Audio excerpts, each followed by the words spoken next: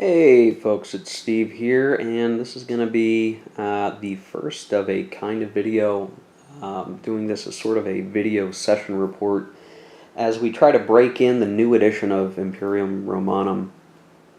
So I have here the map set up. There's a little bit of glare on my plexi, sorry about that. I do have enough plexi to cover all of the map, the three big sheets put together. And I think there's some value in putting the third sheet up, at least because it includes over in this bottom right hand corner the shakeout on whether or not the different provinces on the map are cultivated and if there are roads there. But really what I've done is I've tried to set up the first scenario, the Gallic Revolt, to try to see how the game sets up and just the general feel of getting the game going. So right away I've got some comments to make regarding all of this, so let me get this zoomed in a little bit. I'm sure I'm going to make somebody sick. Okay, there we go. So this first scenario pits Julius Caesar in control of his Roman forces against the Gauls in the scenario led by their Rex, Vercingetorix. And so I went through the scenario book and I did the setup. I think how I store my counters need to be done a little bit differently just so that it's easier to find what I need. The game comes with, I don't know, it's something like 8 or 9 or maybe even 10 baggies, but really you want to try to separate those counters as much as possible, so when you're looking for a 20-8 unit or a 20-9 unit or whatever, you can easily find it. So that's on me to try to figure out how to get all of this set up right. The one thing, and I posted on Board Game Geek just a little bit ago, earlier today regarding this, that the little markers you can see right there beyond my finger, the no city markers, unfortunately the scenario book does not include actual instruction on where to put those no city markers.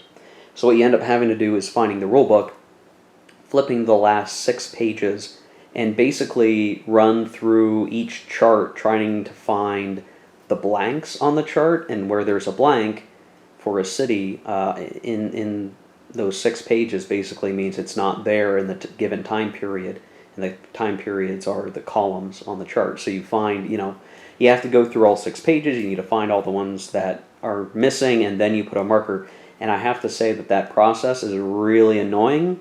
The fact that I was really only doing the area that is in play for the scenario, which is obviously Gaul there. It didn't take too long, but it was another one of those, oh yeah, I got to do that. I got to make sure I do this. That's the one aspect of setup that they really don't talk too much about. And in Imperium Romanum II, it used to be there were sort of this compass rose type thing on various city hexes, and it basically told you what period the city existed in. So while you were playing, you would simply look at that hex and say, oh, is there a city there or not? We're playing a scenario in the 3rd period, so 1, 2, 3, that arrow isn't there, so that city doesn't exist, right? Kind of a hokey method, kind of weird, but it meant that you could be simply looking at the map and you would know what was up as you were playing the game. Here, it's now an added step to set up that you have to remember to do, and I think looking through the charts, if you're playing a period 3 or 4, sort of like in the middle when the Roman Empire is at its height, there aren't as many markers to put, so it's a relatively quick process. But if you're playing an early period scenario or a late period scenario, after barbarians have burned cities down or whatever, there's extra work to be done, and I just don't know how I feel about it. And I really wish the scenario book had included, sort of as like the last thing for each scenario, just a quick little paragraph listing all the hexes, all the hex numbers or the city names and the hex number, whatever formatting would have worked best, to just tell you where to put those markers, because you have to do that as part of setup, or you're playing the game incorrectly. And obviously there's some cities that simply don't exist when, it's the crisis of the first triumvirate or whatever. So with this particular scenario, it's a beginner scenario, and I think I'm going to be aiming to just run through this without the extra rules. So if you look in the scenario book, page 4, it lists out, this starts in period 1. The season is summer, though we start in November and we run through the year of 53 BC to 52 BC. So actually the scenario would begin in winter, but when you look at the rules section at the very top of the scenario, it actually lists a whole bunch of rules that you don't use. So no minor powers, because there are none here. Furthest power rules don't apply, because there's only just these 2 powers. No power record form, so that makes it easy on paperwork. I don't have to fill out any sheets for that. No alliances, no taxation or talents, so we won't be taxing any of these provinces or cities. There will be no Roman mobilization. There will not be any recruiting by accrual. There will be no seasons, so we're basically going to ignore winter. No naval operations. Morale, rebellion, and treachery aren't going to play a factor here, at least not right away. Building fortifications we're going to ignore. Imperial capital stuff we're going to ignore, and we're going to ignore plunder. And when you strip away all those rules, really what you're kind of left with, which makes it good for a beginner scenario, is basically the combat rules, the movement and supply rules, and that's kind of it. You can kind of get away with there not being much more to it than that. So it is a stripped down scenario. Now, in the special rules for the scenario, after you get through all the setup, basically says, play is confined to these certain regions, which is basically Gaul. That baggage trains can regain supply at the fortifications on the map, which are all A forts, meaning the strongest forts you can have. And these are sort of stand-ins for cities. They weren't exactly cities, they were major settlements that had fortifications. So the Gallic baggage trains can resupply there. Caesar can resupply his baggage trains in any city in Narbonensis, which is sort of the nearest province to Italy in that region, or any A fortifications that he controls. So if he takes an A fort from the Gauls, he can use that to resupply supply wagons. The A fortifications, by default, are not subject to maintenance, so we won't need to keep units there. So they can be captured, and if they're abandoned, they won't be removed from play, like would be the ordinary case. And then, now the special rules also say that Special Rule 26 is used. Special Rule 26 actually governs civilized recruitment, or a form of civilized non-Roman recruitment. But I think this is errata, this is an error that shouldn't be here, because no matter what way you're playing Scenario 1, Special Rule 26 would never apply, so I think this is a mistake. The scenario does allow you to add more of the regular rules in to make it more complicated, so you can add in the maintaining of fortifications, meaning you have to leave units behind to maintain it. You can add in actual morale. So by default, the morale aspects of the factions don't matter really at all, though the Gauls get listed at 150 for some reason, and Caesar gets basically not applicable, so we'd have to look into how that would impact the game. But if you were to apply that, each side would start with 100 morale, so by default we won't use morale. And the other thing you would add in would be the seasons rule, and you would apply the negatives for winter. But I think for this sort of session report recording, I'm just going to go with the bare bones scenario to kind of get through it. The victory conditions are going to be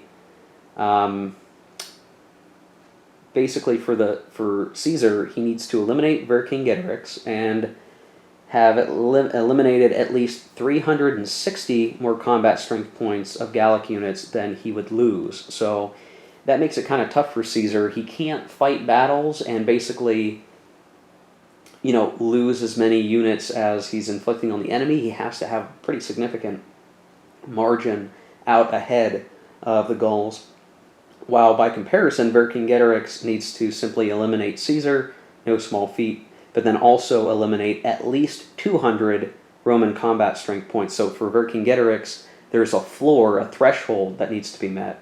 While for Caesar, it's a ratio which I think might be more difficult to achieve. We'll see. As I look through the rest of this, so how new units are brought on. So the units that we have on the map are what we have.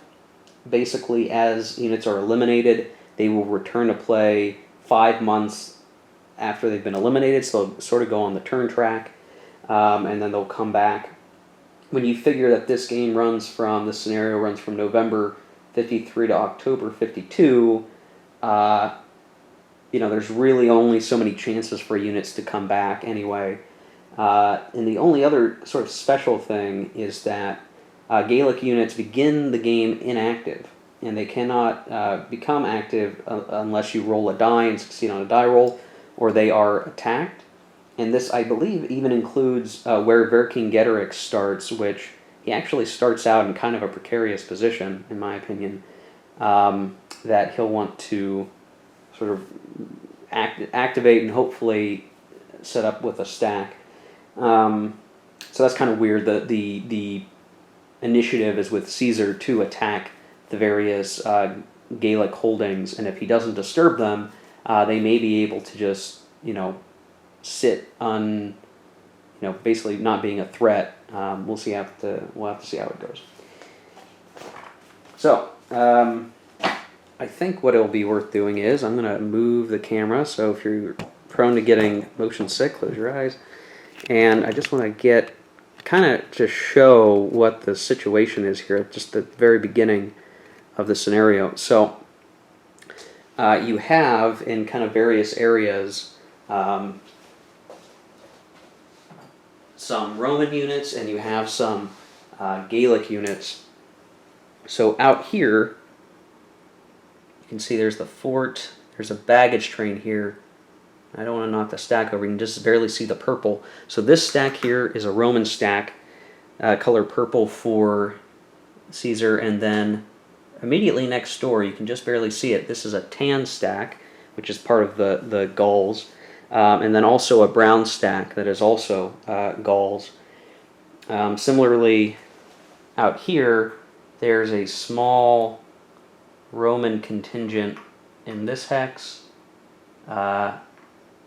and some tan units here. So there's a little bit of basically some isolated Roman units. So a set over here, a set here. There's a couple of stray forts out in the northeast region that has some Gallic forts that might not be incredibly useful or worth talking about.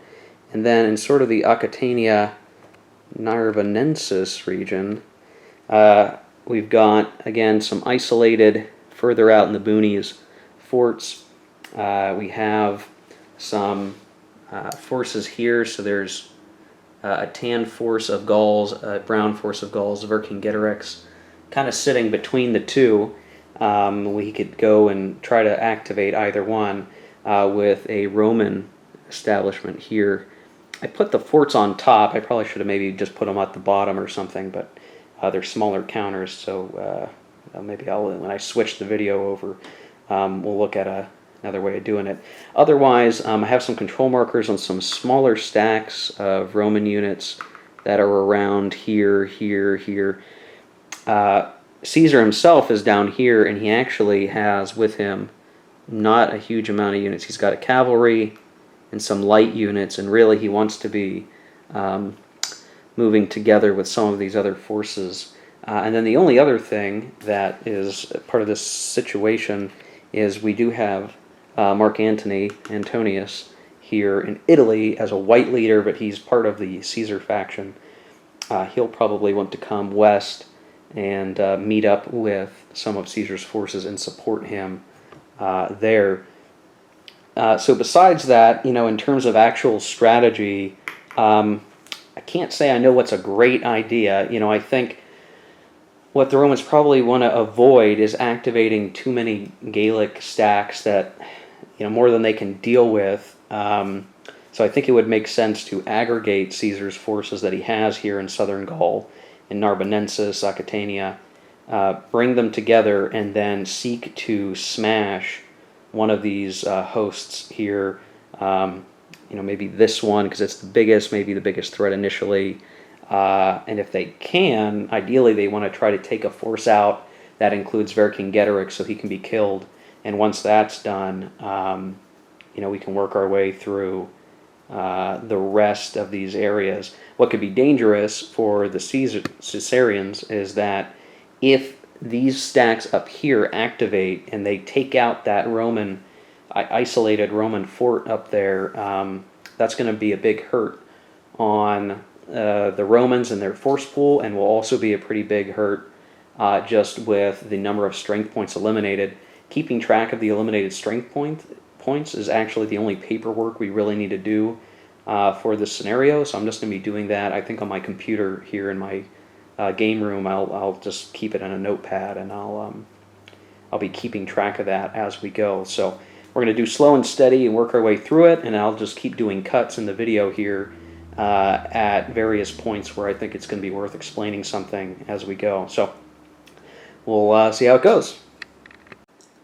Okay, so as we get started, probably worth mentioning that because we don't have, I'm choosing not to have random events in this scenario because they're optional, and because there's no diplomacy or taxation, and we aren't building fortifications in this scenario, really, we go immediately to the player turn, and it begins with, at least I believe it begins with the first faction listed in the scenario details, which would be Caesar, and then the Gauls, and that will always be the cadence for the turn. And so when you get to a player turn, and you look at what you need to do, the first thing, if you look at the sequence of play, points to basically a land movement segment. And if you wanted to move land units, you have to first check their supply. So basically, for each stack that you want to activate,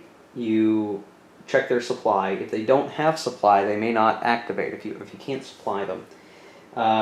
Once you've done that, then the player would move the active units. So you're probably, when you go to play, are going to feel like you should check supply for a stack and then move it. But technically, you should do the supply check for all of your units that you wish to activate before you move all of them. And it's sort of a sequential thing. Now, the other piece of it is, when you get to the end of your player turns, this would be after combat, siege resolution, you have a standalone supply segment, which you then check supply for all units that were not supplied in the land movement segment, and you would eliminate any of your out of supply units. So I feel like that's very, very easy to lose units due to lack of supply. I feel like it's probably something that's going to happen very easily if you're talking a big stack that maybe doesn't have baggage trains or that sort of thing. I think it makes sense to just do supply for all of your stacks, and if I'm reading this right, any units that fail to be supplied in your land movement have a second chance to be supplied in the supply check in the later part of your turn. So just as a for instance here, if we just look at the forces, let's say this stack out here, there are some units that fail to supply in this land movement segment. I could move the units that could be supplied if I wanted to, but I won't. I'll keep them there. But for all those other units that didn't get supply, they couldn't move even if I wanted to. And then when we get to the supply section of the turn, I believe it means we can check their supply again.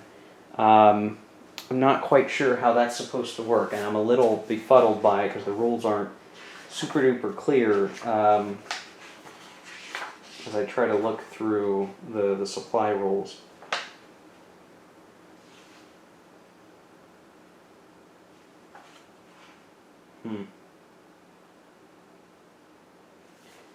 Yeah, so the way supply works in this game, since we're just going to look to activate everything and hope everything gets supply so we don't have to deal with any more shenanigans, would be, there's really three types.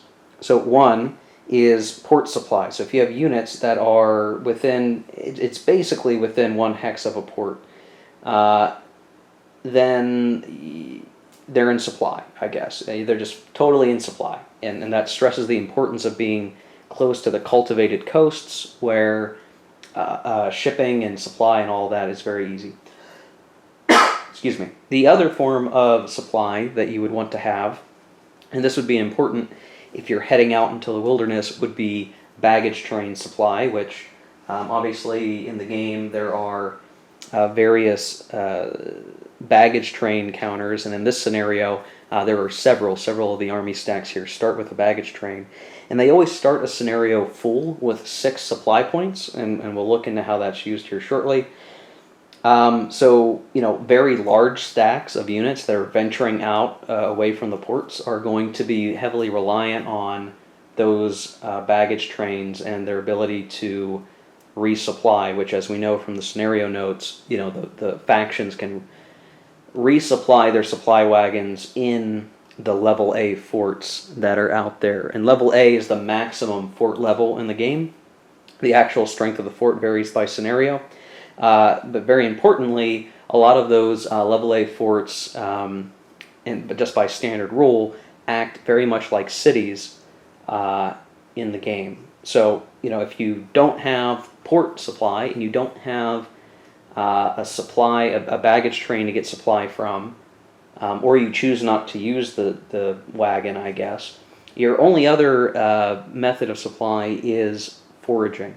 And foraging, how well you're going to be able to forage is going to be a function of how cultivated is the area that you're in, as well as, the month, the season, and then the terrain that you're in. And cities, and though the supply chart here that I have down below right there, it doesn't actually say it on the chart, and I wrote it in on pen myself, so city provides some bonuses to your foraging, but a maximum fort, meaning a level A fort, is going to act like a city for those foraging attempts. So if we look at the map and we look at what, let's say, Caesar has to deal with here, just to zoom in.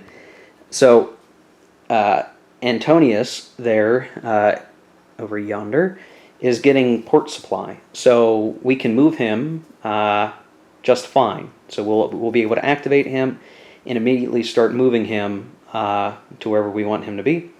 The stack in Narbonensis there in Massilia, that is actually port supply as well, I believe.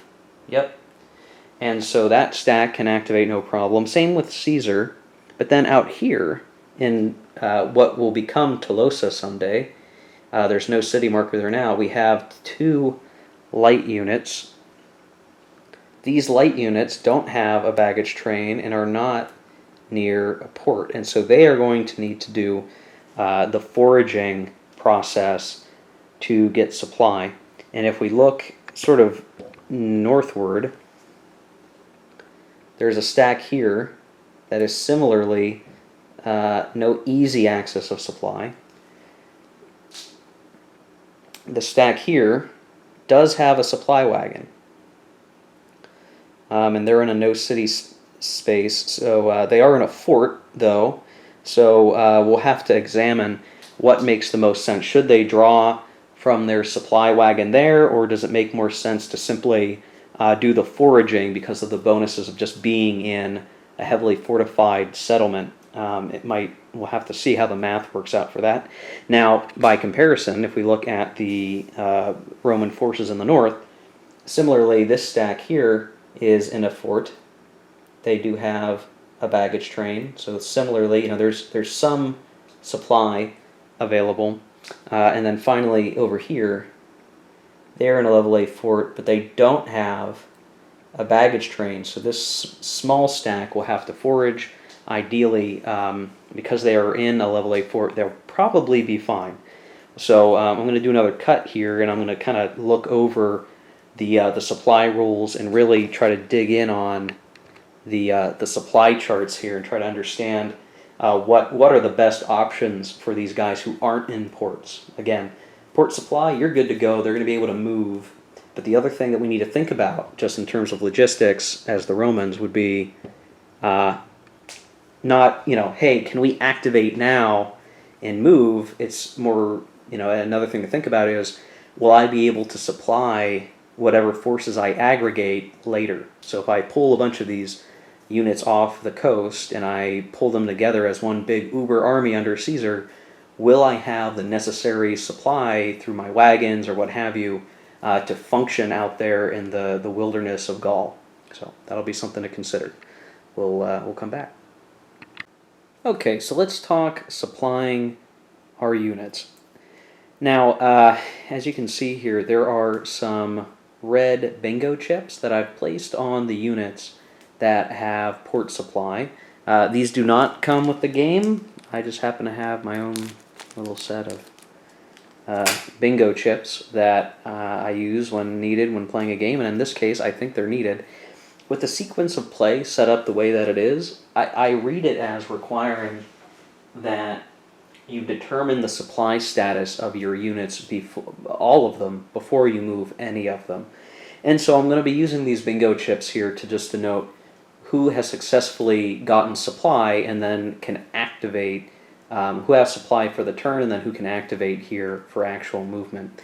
So right away, obviously, Antonius being in a port, he thus has a bingo chip. Same with Caesar's forces over here and then the force in Massilia. They are all drawing port supply, so they're fully supplied. Now, let's take a look at, say, the units in what would become Tolosa, but again, there is no city there. So we look and we have basically 2 light infantry. And what we need to determine is what kind of supply are they going to attempt to use. So for this particular one, they don't have a baggage train and they're not close enough to a port to use port supply. So they will have to forage. To find out how many supply points we're going to need, we first have to determine what the legion equivalent is. So in the supply and random events chart, there is a little section here about legion equivalent. And basically, I'm just going to summarize the case here. We have 2 light units, so non-heavies. So each of those are worth half. So because we have 2, thus our total legion equivalent is 1.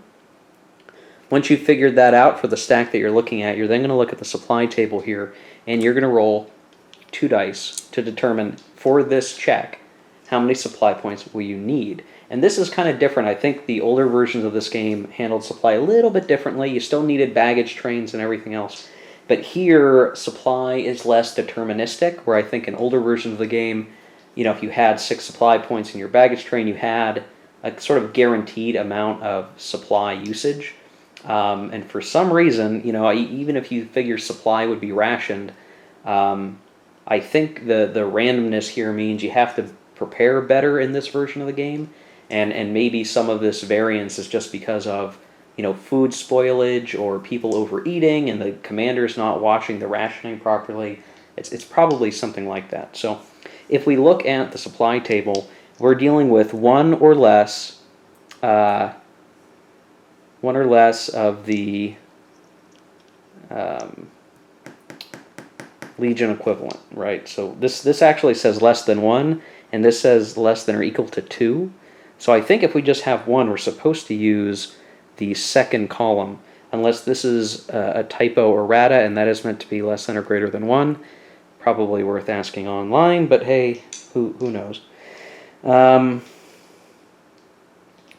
Let's see.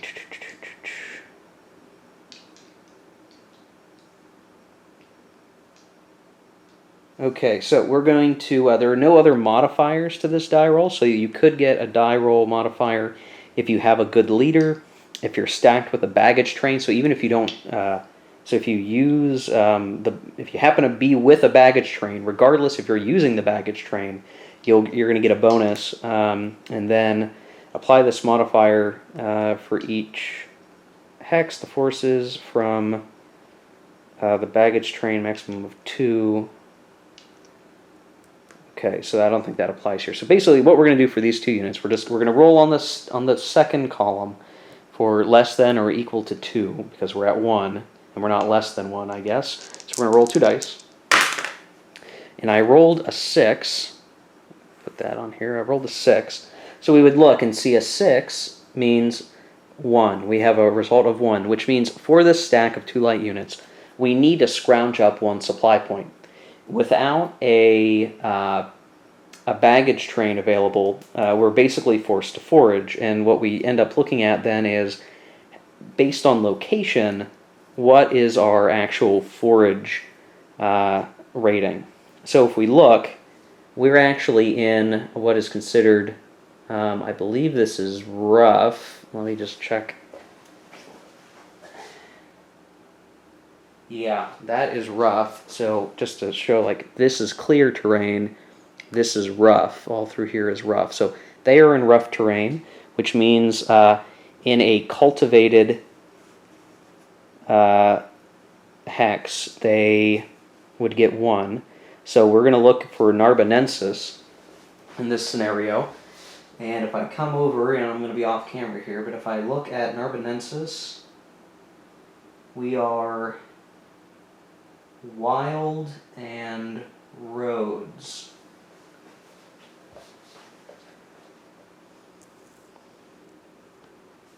So let's see.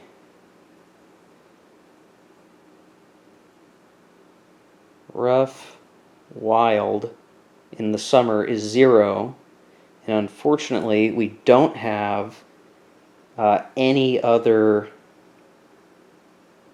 no other force, no other bit of supply here to actually use, which isn't good. So it means that, 1, that those units can't activate, and we're going to have to check for supply at the end of the turn and hope that we roll higher on here to determine that we can get 0, because right now we have very limited ability to supply these guys. I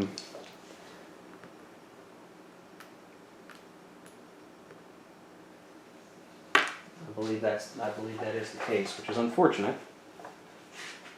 I'm just going to double check here if there's anything else we can do.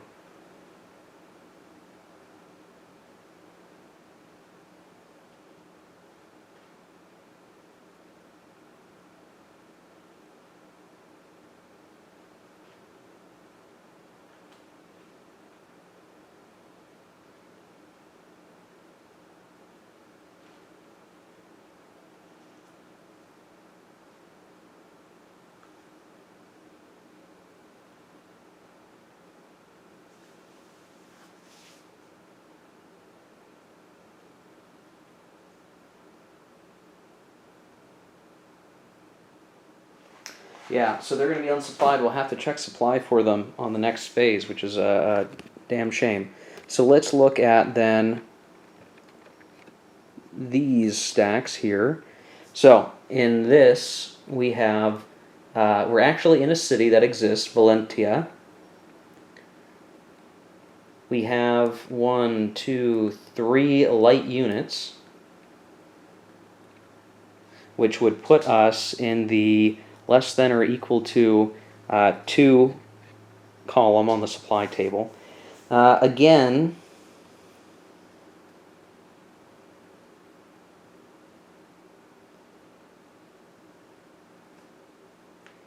we are looking, and let's see.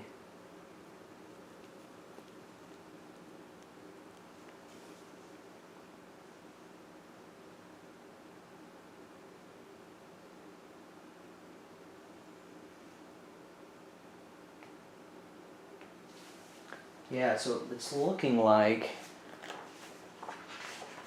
we are going to forage here as well. I don't think there are any die roll modifiers for the baggage train and the adjacent hex. But let me just double check that.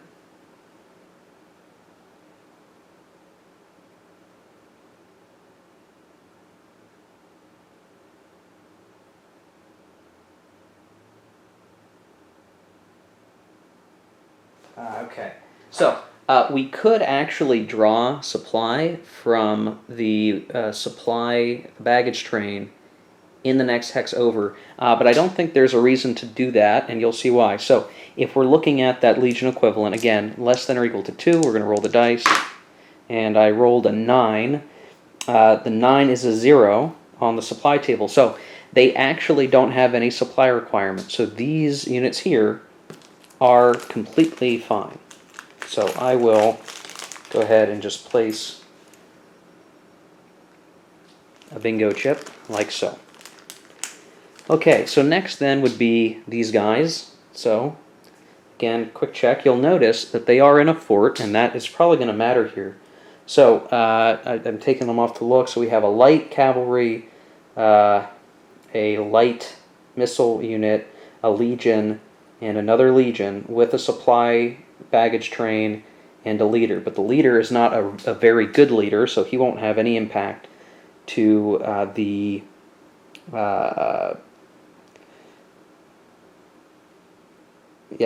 we simply will not need to account for him. So we have one legional equivalent. The missile unit is free for supply because it can be an auxiliary unit with a legion. So one legion with a auxiliary unit is just one legion equivalent. Then we have another legion equivalent, and then a light cavalry that is not free because we don't have heavy cavalry here. So that leaves us with 2.5, which leads us to less than or equal to 3 on the supply chart. So we are going to just, I think, forage with these guys. We are not in a regular city, but we are in a maximum level fort, which is going to help us when it comes to the foraging. So we'll do our die roll here. So I rolled a 10. A 10 is a 0. So we rolled well, and we're good to go. Now, had we rolled very poorly, and we needed, say, let's say I rolled snake eyes, I would need 2 supply points. Well, let's see, I'm sure that it's wild there. So rough wild is 0, but plus 1 for being in a max fort, that would actually provide a 1.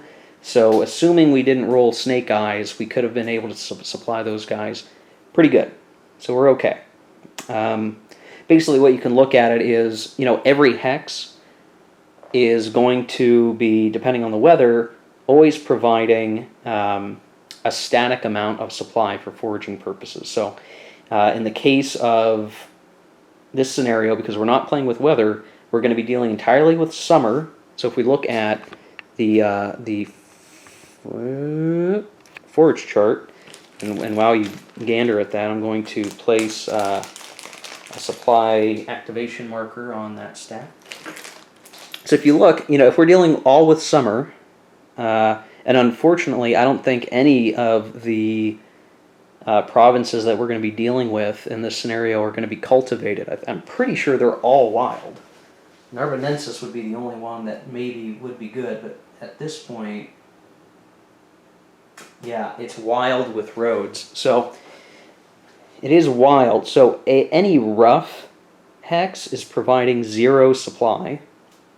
If it has a city, or which is more likely in this scenario, a maximum fort, it's going to provide 1. Which means you kind of, as long as you're rolling average and your force isn't gigantic, they'll actually be okay if you can get them into these forts. So as you work your way through moving your units on the map, what we are going to be concerned with is, are we going to end up with supply if we can take the place that we're attacking? So that's going to be what's important here as we go through the scenario. So let's take a look then in the north for our activation purposes. I won't do this all the time. I think what I'll just do is, as I cut in and out with the video, you'll see who's been activated and where the movements are. But I just want to run through the supply, showing kind of where and how we want to deal with this. Because you can imagine, right, if you looked at that supply table, at the supply table chart, you roll 2d6. Well, the worst roll that you can have on that chart, and if it's you have a very huge army, like a 10 stack of legion equivalents, would be 4. So you could, a baggage train which can contain 6 can supply that once and then can supply that stack partially another time.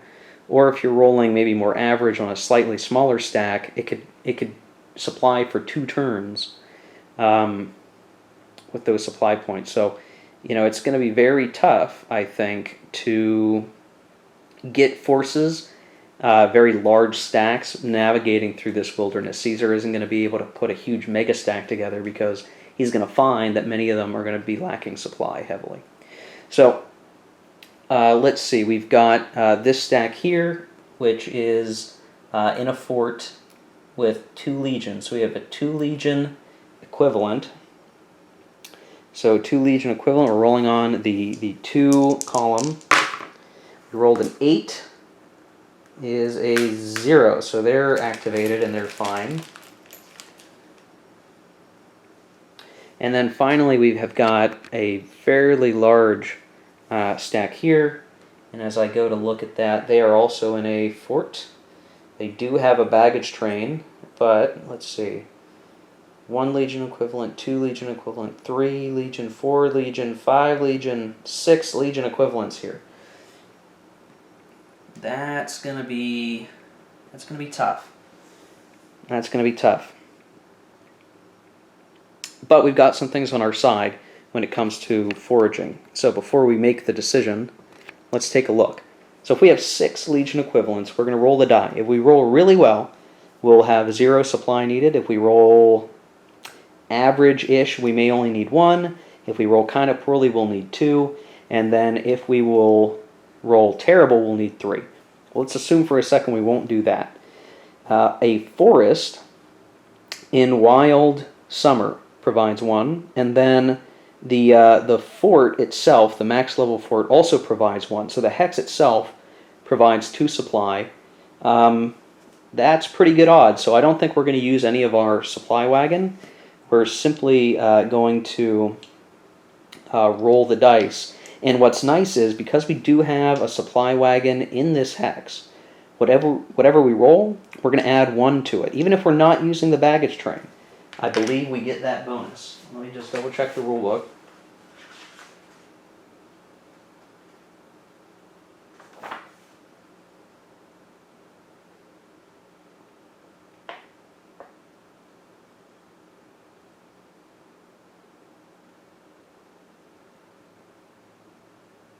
Yeah, I'm not seeing it being an issue.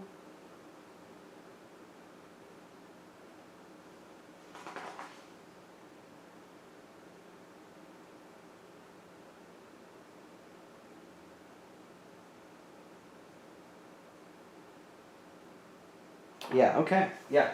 I believe we get that bonus. So we're going to go ahead and roll. We're going to add 1 because there is a baggage train here. We're just not using it. Maybe this is sort of the infrastructure for it. So I rolled a 10 plus 1 is 11. So 11 is a supply requirement of 1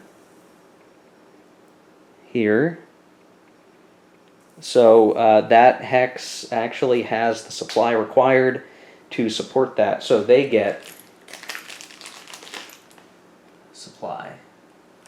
So the only force out of the Romans that didn't actually activate, so let me zoom out for a second, was that little stack in Tolosa, or what will become Tolosa someday, because they are too far from the port to get port supply.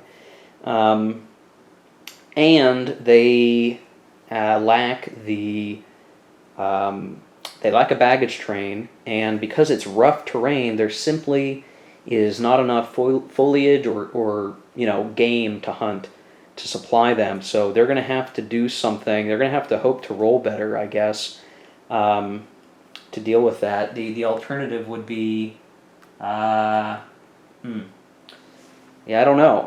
Because we can't move them, there's nothing more we can do for them other than, like, if we moved a baggage train to them. And I don't think that is going to happen. I just don't think that makes sense to do. So I think we're just going to have to leave them be, and when we get to the end of all of our movement, we'll check supply again. So now that we've completed all of our supply checks, which took much longer than I think it would normally take, I think once I knock the cobwebs out In terms of the process, it'll go much quicker. We're going to do our actual land movement, so the player is now going to move his active land units. Non-active players may attempt interception, so we'll have to look at how that will work and if it will happen.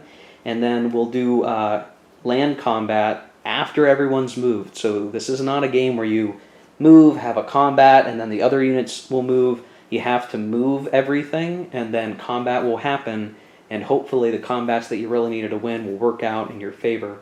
You can imagine some things are going to go poorly.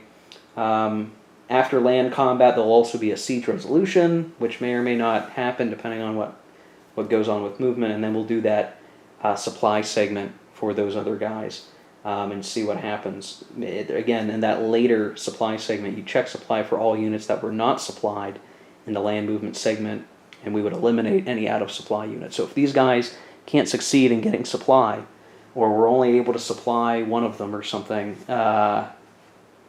then we are going to lose them, potentially. So we'll see how it goes. Okay, one quick correction.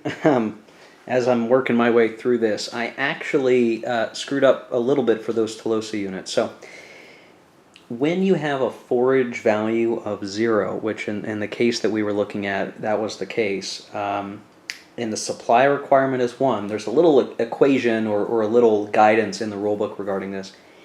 If, again, the forage requirement was 1, but we got 0, if the hex forage value is 0, which it is, determine the fraction of your force that is supplied using the forage requirement as follows. 2/3 is supplied if the forage requirement was 1. So the forage requirement was 1 for that stack of light units, and we were not able to get any supply because it was merely summer and rough in a wild area.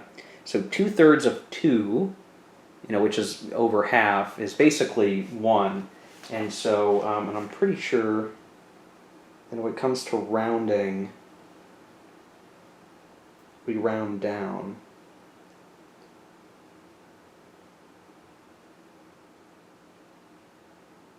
Let me just make sure of that, but I'm pretty sure that's the case. We're going to round down.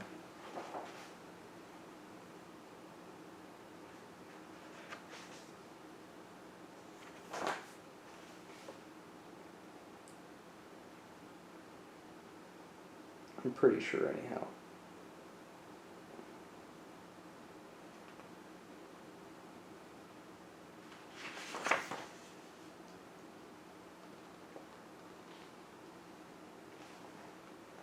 Yeah. So if that's the case, then I believe I'm going to use one of our supply markers. One of these guys is supplied and activated. The one on top is not, and I guess I'll do it that way until I can confirm otherwise. So 2/3 of 2 would be at least 1, but I think we round down for that, and one of them is not supplied, and we'll have to check supply again in the later part of the turn. Okay, so I'm mulling over my movement options here, and it's pretty tough. So a couple of things. I've written down for my own purposes some notes on what are the combat strengths of the various stacks out there. And boy, is it tough to figure out what to do. I've got some analysis paralysis as the Romans. A couple of things.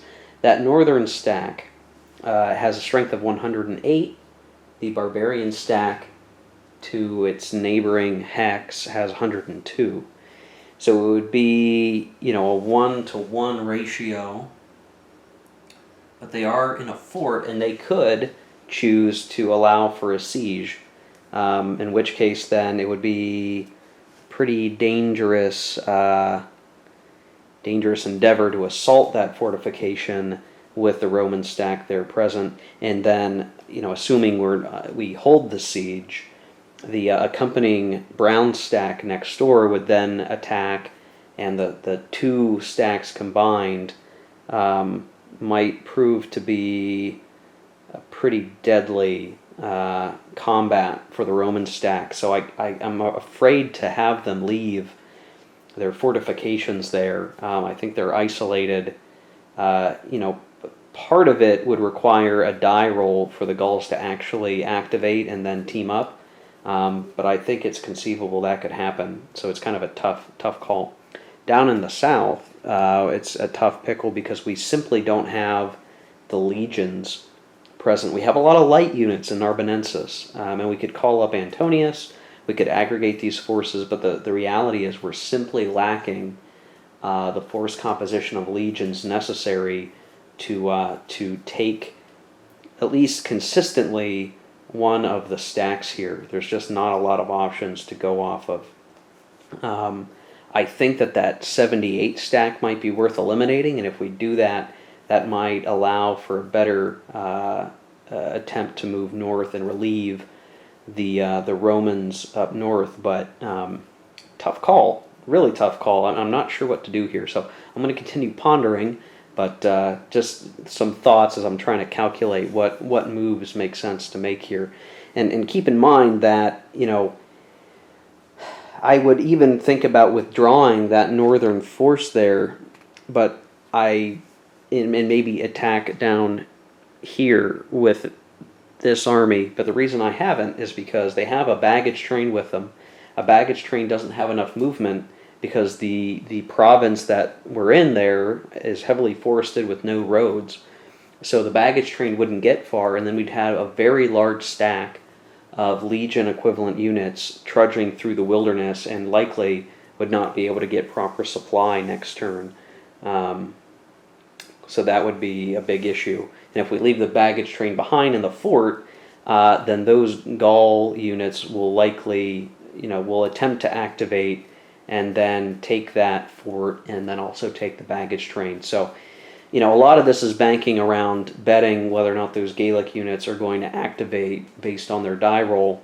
And so, yeah, we've got some tough decisions to make. We'll see. Okay, so I did my movement, and I'm a little cautious about how I went about doing it. But so basically, the one unit that activated here, I moved to there for better supply. I also took Caesar and a cavalry north up through the wild up to this barbarian stack. I'll zoom in a little bit here. Along with the majority of the forces that had been at one point here. So he sort of joined up with those forces, and we wound up in this hex, and there's going to be combat here. I also moved the forces from Massilia up to here, and then also moved Antonius up to here, which is about as far as he could go if I was doing my counting right. One of the tricky things you have to be careful is, while Narbonensis might have roads, Lugdunensis does not, or Lugdunensis does not. So as you cross into this province boundary, your movement costs change, and he couldn't quite get to everywhere he wanted because he kind of had to take this snaking path through here and up around, which limited his options. I also decided to be a little bold, and I moved the small stack from this fort, which remains under Roman control, to this unoccupied fort. And if I double check if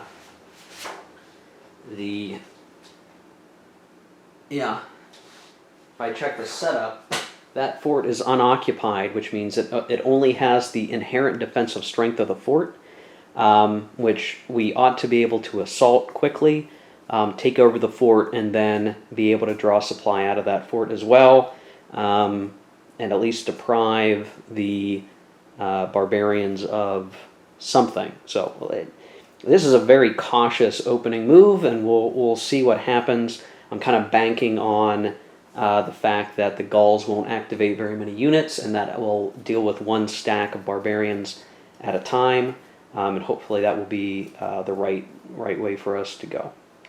So that was the movement, and now we'll look at combat here in just a second. Okay, so let's just do combat here for this battle against the fort. Now, the forces that the Romans moved in here, I'll go ahead and move my bingo chip for a second. is a force comprised of 2 legions. So their combined combat strength is 40. Now, I would think the Gauls would want to intercept to this hex where the fort is, except that by the scenario rules, I believe they cannot, as they are inactive by default. And since we're only attacking this fort, really only this hex that we're attacking is activated by the attack. Now, it is a level A fort, which in period 1 scenarios means it has an inherent strength of 8 combat strength. So if we were to compare this on the land combat results table, basically that would be a 4-to-1 ratio. So if you look there, so we just do the straight computation that way. It is simply 4-to-1 ratio. Then we consider we need to determine the other combat modifiers. So if I look here, I'm not sure. So as we look at this, just as a side-by-side, here, because there are no units, the Gauls would have to decide, well, they can't pick, basically, if they want to fight outside the fortifications or allow for a siege. So without any units, it automatically would become a siege, and then the Romans have the option of deciding, do they want to assault? Now, assaulting a fortification doubles the combat strength of the units there, but because there are no units there, there is no doubling effect, because the intrinsic strength of a fortification is added after any doubling is done. So here it's merely an inherent strength of 8 versus the 40 of the Romans. Now, as we look at the other potential modifiers, if I look in the rulebook, there's a couple of things. So I am going to play with the optional rules that if you have missile advantage or cavalry advantage, you get additional bonuses. But that won't be the case here because the heavy infantry are simply heavy infantry. So we'll look at the combat efficiency rating. So the one disadvantage the Gauls have here is that their combat efficiency rating is a C by default. And perhaps even more importantly, only units that are heavy infantry, fleets, and heavy cavalry actually get to have a combat efficiency rating. Anything else would have a combat efficiency rating of D. And I've been trying to look through the rules to see if there's anything around fortifications that are by themselves, but as far as I would understand it,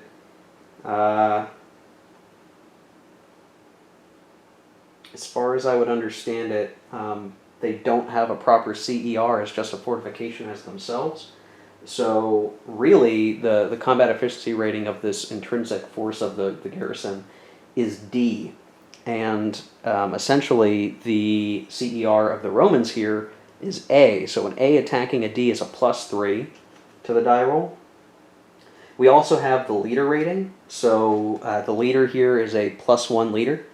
So we have a +4 to our die roll. So we're going to roll a 1d6 and we're going to add 4 to that die roll. Now the other thing here is that it is in rough terrain, which would knock off 1 from the die roll. So really, we're netting a +3 to the die roll. And I don't believe any other terrain is going to have a factor here, though I am looking it over one last time to make sure. So we have a +3 to our die roll, which means on the combat results chart, by a minimum, we're going to get a 4. Even if we rolled a 1 and we added 3 on 4-to-1, that would simply give us a 4, and the attacker's result would be no loss, and the defender result would be eliminated. So we technically don't even need to roll, but just for fun, I rolled a 4 plus 3 is 7.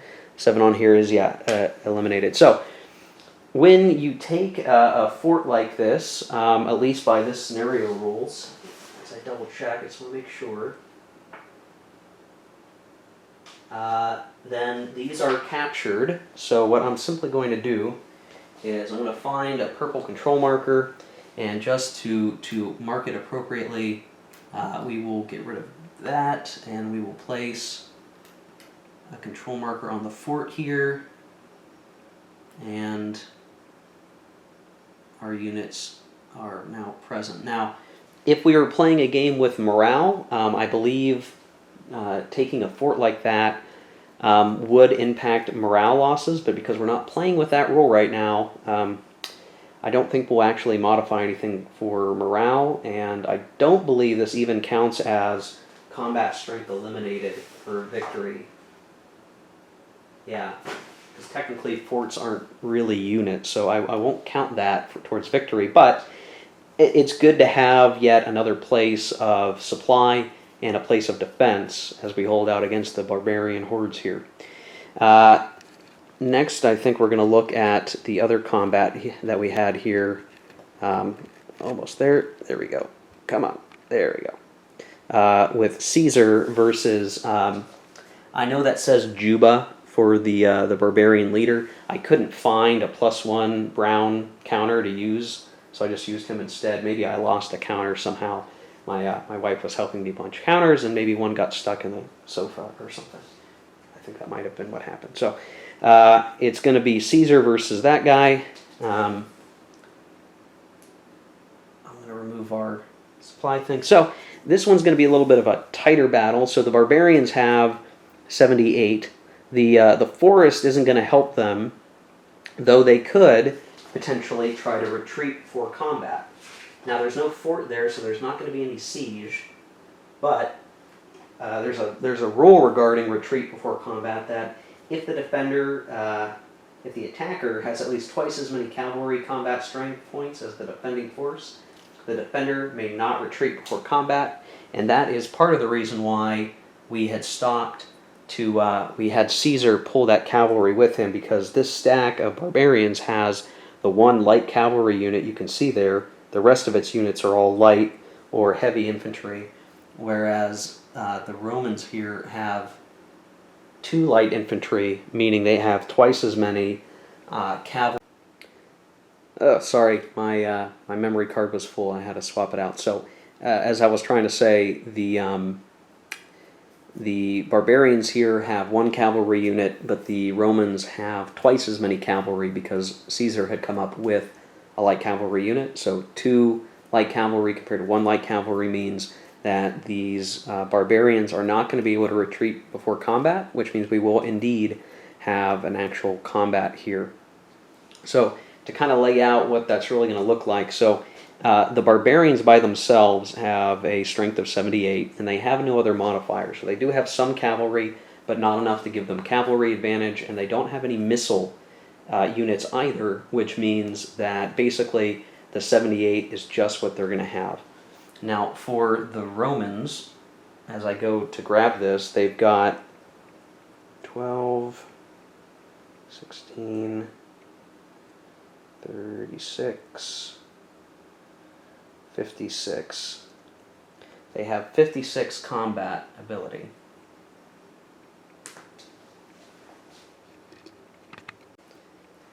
Okay, sorry, I had to double check the ratio. So we're attacking with around a little over 50 combat strength for the Romans, and so comparing that to 78, you work out the calculation. It's not quite 4 to 5. It's actually 2 to 3 ratio, which is not typically good for a die roll. We're attacking with far fewer numbers, but we're hoping our Roman advantage, not only of leadership, but troop quality and force composition, will be enough to win the day. So we're going to see what that really looks like.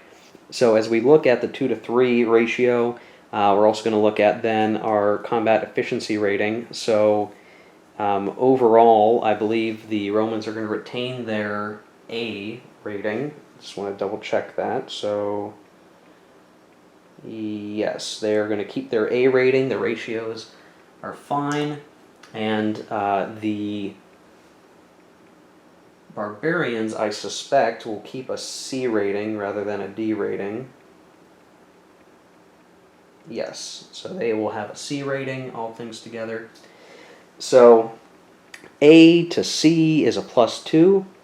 Caesar's 2 better than the barbarian leader, so that really just nets out to be another +2, so we're at +4. Let's see, so +4. Then we also have our missile and cavalry advantage. So if I refer to the special rules for that, or the optional rules, which I do like, if the attacker has twice as many cavalry points as the defender, add 1 to the die roll. If the attacker has at least twice as many missile combat strength points as the defender, 1 is added. And let's see.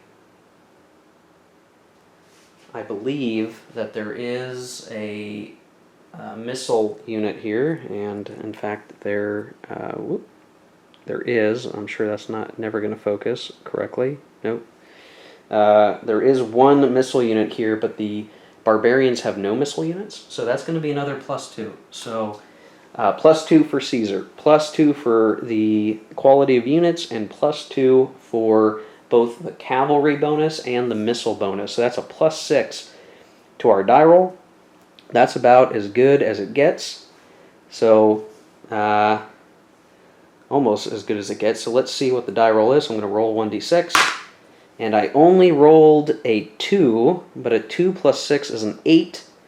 An 8 on the 2 to 3 scale is a 1/2 defender losses for the attacker and eliminated for the opposition. So let me stop recording for a second and just work out how we're going to take those losses. Okay, so we calculated the combat losses. So 78 total Gaul forces combat strength were eliminated, and all of the units were put on the turn or rather the month track to come back in 5 months. The Romans, unfortunately, had to lose half the combat strength that the defender lost, which came out to be 39, and unfortunately, the force composition that we had, it was very difficult to find 39 points to remove.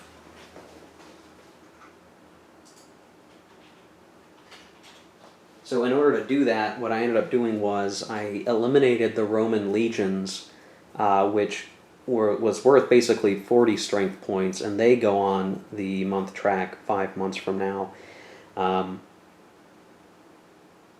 And what's troubling about that is it puts Caesar in a very difficult position, because while he retains the baggage train, or rather, actually, I'm not sure he was going to be able to take the baggage train. No, he would have been able to. Okay. Oh, no, he wouldn't have been able to. Hold on. I've got to put this back. That right there. So our trouble here is that now we have Caesar and this leader with a couple cavalry and some missile troops sitting in the forest all by themselves, with the Gaul turn coming up. Now, even if I had taken 1 legion and the rest of those auxiliary units as losses, the problem is that I still would have had a deficit of points that I need to take as losses. So the most efficient way to do it was to lose the legions, which is a big deal. That sucks. But we have completely eliminated a Gaul stack, and we can start thinking about how else we want to deal with these other stacks. Though it is going to be tough to see how we do it. The one thing to keep in mind is that when it comes to replacements, so in 5 months, when we get to the April month, all of the Roman units eliminated, the 2 legions, will get to come back automatically. So we will get to use them again. For the Gauls, when we get to that time period, the same time period, in fact, the Gallic player has to roll for each unit. So if you roll anything but a 6, then that unit's going to be delayed a turn again, and I believe you have to keep rolling. So there's only a 1 in 6 chance that each of those barbarian units that we destroyed will come back. So I guess from a balance of power perspective, it is advantageous for the Roman player, but we'll have to see. Right now, it is 78 combat losses for the Gauls, 40 because of the loss of the legions, Roman losses, which means that, yeah, this is actually not too bad for the Gauls. They're racking up some losses for the Romans, but the Romans have now edged out a little bit in the advantage that they need to win. So we'll see what happens with that. With all of our combats complete, we would have any siege resolution, but there are no sieges going on. I'm just going to replace that supply marker here for a second. And now we would come to the supply segment. So all of our units on the map had passed their supply check, except for the one unit down here. And we are going to need to supply it, or else he is going to die. So if we look again, I gotta switch my player aid chart around. So we are looking at less than 1 legion equivalent, so we're going to roll 2 dice. If we roll anything but a 2 or a 3 net, then we won't need to worry about that unit dying. So we rolled an 8, so that is 0 forage needed. And we would get, right now, technically it's summer because of the special scenario rules. In rough, in wild is 0, so 0 needed, 0 supplied. That unit is A-OK. And since the Roman turn is basically over, I'm going to go ahead and just take off the supply bingo chits, and we'll use them for the Gauls next. Okay, so now we're coming back to the next player turn, and this is going to be the player turn for the Gauls, the barbarians. And the first thing that we're going to do is we're going to roll a die to see who activates. This is a special scenario rule. And basically what we need to do is roll a die, and if that die roll is equal or less than the turn number, then the stack will be able to be activated, and then we'll check for supply after all that is done. In a stack containing Vercingetorix, you take a -1 of the die roll. So it's a very slim chance that these units will activate, or we could get really lucky and a lot of the barbarians will activate, and that could pose a big problem for the Romans. So we will see how that goes. There is a special thing in the scenario book that states that the players, if they would like to, can take the leaders where they're at on the map and move them to another stack. I chose not to do that because the leaders are set up in the hexes according to historical approximation. So I think there's some value in trying to figure out, how am I going to get Caesar up to that big stack of legionaries up in the north, rather than just poof, he teleports there. So that's just going to be the way I play. I don't think it'll really matter here, but it does mean that, Vercingetorix was potentially in some danger. I probably should have attacked him, but, it just, to me, I don't know. We'll see what happens. Okay, so let's do some die rolling. So first we're going to see about that force in the top right near the Roman fort. So we'll roll a die, and they don't activate. We will roll for now the brown stack in the north there. They do not activate. We'll roll for the tan stack there. They do not activate.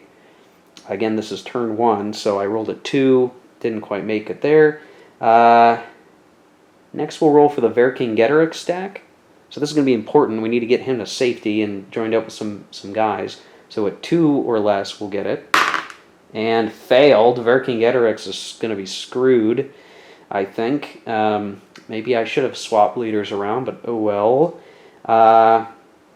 And we'll roll for the tan stack there by Vercingetorix. Maybe we can move that stack into there with him. So that'd be the best that we could do. We failed there. And we'll roll finally for the brown stack in the far left here. And they failed. So let me just make sure I'm reading all that right. Yeah, we don't we don't manage to actually activate any Gaul units. None of the stacks are active. The tribes are I guess they're just ignorant of what's going on. So much for that. So we will go ahead and advance now to the next turn. So from a month perspective, we're now going into December, the December month. Now, if we were playing the full game here, we might do some quarterly phases like random events and taxation. But again, this scenario, we aren't doing any of the taxation things or anything like that. So we're just going to go straight to now back to the Roman action phase, or whatever you call it, player turn. There we go. So we're going to step back and we're going to ponder the situation and figure out what the supply situation will be. Okay, so just a quick supply check. Every Roman stack that we had available succeeded on foraging. We basically, all the units are either low enough and decent enough terrain that they were able to find foraging, or they were in a city that helped that forage, and all my die rolls were pretty good. So the Romans are ready to go, and I need to think about what I want to do here. I think the northeastern set that took that barbarian fort is just going to hold steady. I don't want to put them in danger because I don't necessarily want to lose. I don't want to lose those legionaries yet, but it's hard to get them out of there and into a better place to really use. I could entertain the idea of attacking that other barbarian stack, but I'm not sure I have the force necessary to really whop them, and we've still got those two big barbarian stacks nearby. I'd like to chase down Vercingetorix and kill him if I could, but I've got a big problem because one of the biggest stacks, the biggest stack of barbarians on the map, are sitting there in central Gaul, and there are no legions around to stop them if they activate, and Vercingetorix is going to look to do that. So I think what makes sense to do is to pull back from the frontier a little bit and then attempt to eliminate that central stack, which will lay off the pressure in the south and will allow me to either go west to knock out that other stack and then reapply my strength northward to eliminate the other stack. So that's really what it's going to come down to, I think.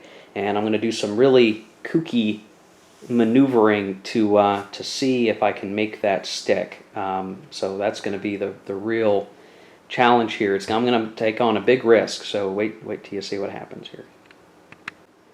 Okay, so I've made some pretty wild moves here, and probably let's throw that on here. Okay, so what did I do?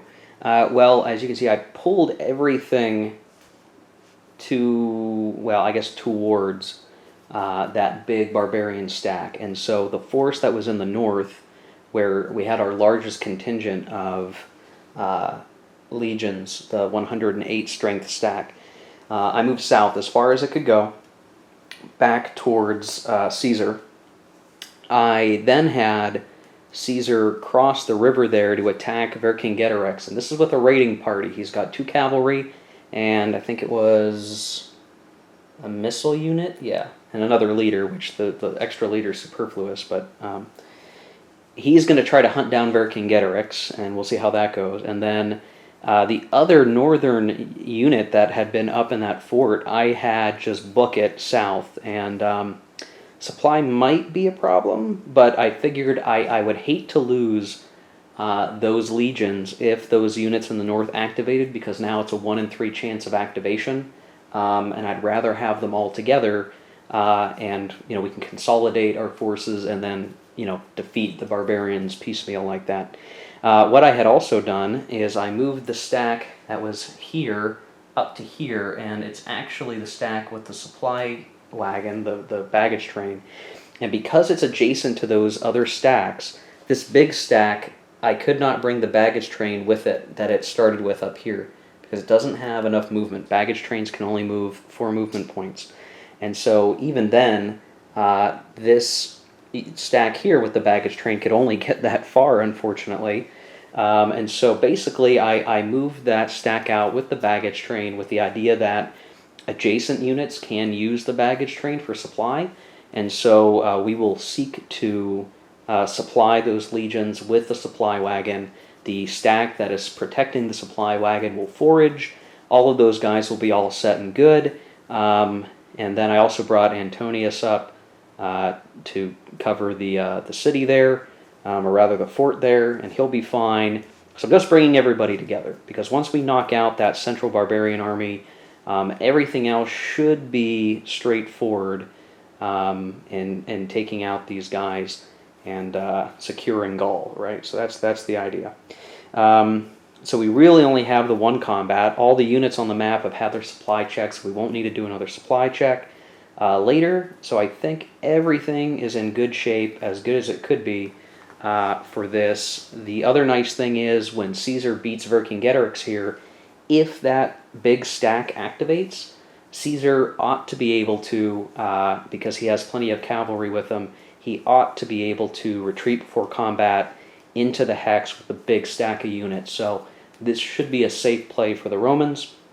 We'll go ahead and just look at combat. So we have 2 cavalry and a missile unit with Caesar, and we've got just a light infantry unit with Vercingetorix. Now, the thing is, the Romans are not going to have a CER bonus because all the units here are non-heavies, which means that they default to CER D, a D rating, so it will be D rating against D rating, so the Romans won't get a quality bonus. They will get both a cavalry and a missile troop bonus, so that's a +2, and then they're going to get another +1 for the better leader that Caesar is than Vercingetorix. So we have a +3 to the die roll. Now we are attacking across a river, so it's actually going to, and we're attacking in a rough, so that +3 becomes a +2, and our attacker's benefit is actually going to be a little bit worse for us. We're going to have half strength, so they have a strength of 4, we're going to end up having a strength of, let's see, 8 to 4, so 2-to-1 odds with a +2 to the die roll. So not great, but we'll have to see. So here comes the die roll. So we rolled a 6, which is good. So we get the +2, we get an 8. 8 on, I guess that's what, 2-to-1? Yeah, 8 on 2-to-1 is no effect for the attacker, and the defender is eliminated. So Vercingetorix is eliminated from the game as a named leader, and the damaged unit, or the destroyed unit, will go onto the turn track. And so now these Roman units are occupying here with a big army right next door, but Vercingetorix has been eliminated, so the Romans have reached one of their victory triggers, which is Vercingetorix must be killed, and we need to have a much greater ratio of losses against the enemy. So that's going to be hard to get, but we've at least eliminated the leader. Keep in mind that for the Gauls, the barbarians, losing Vercingetorix doesn't mean we're going to lose.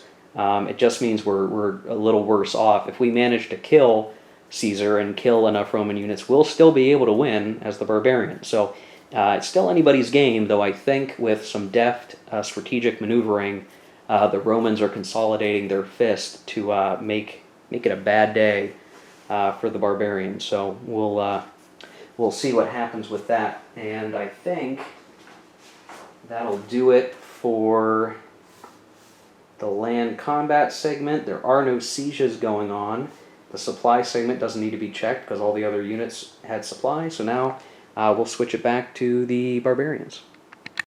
Okay, just as a quick cut, I rolled for all of the barbarian stacks, and you wouldn't believe it, but none of them were able to activate. So it's going to be up to a 50-50 chance next turn, but the Romans are going to get to go again.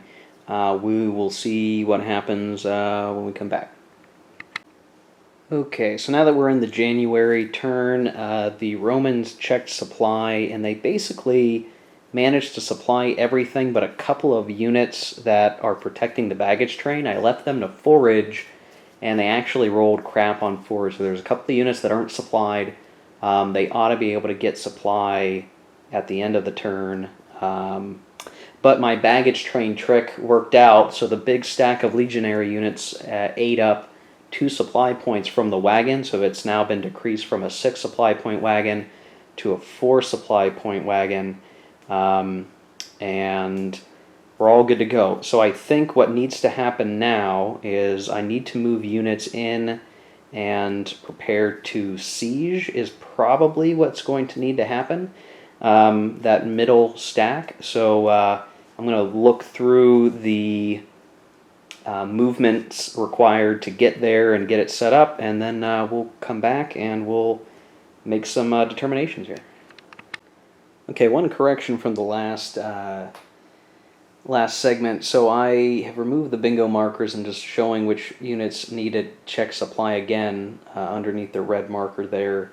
And I had meant to be moving the supply wagon from up in the north down, so I've corrected that. It's actually close enough now that it could support the armies besieging now that barbarian fortification, I believe.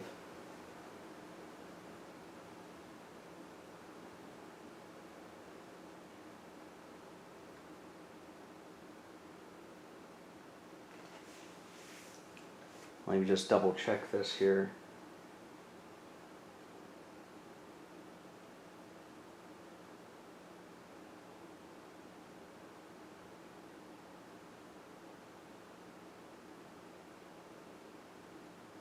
Yeah, we're just doing standard movement. There are some movement bonuses for traveling by river, but we're not doing that. But because the baggage train there, while undefended, unfortunately, is 2 hexes away from Caesar's besieging army, it can actually draw supply from their next turn just fine.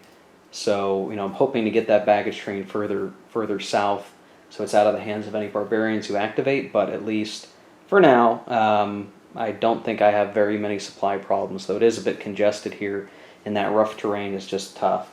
So Caesar's army did form up with the big legionary force and went to the barbarian fort to attack it, but because it is a max level fort, the barbarians chose instead to allow a siege, so they're inside. So if the Romans were to assault it, we'd basically be attacking with a lot of penalties.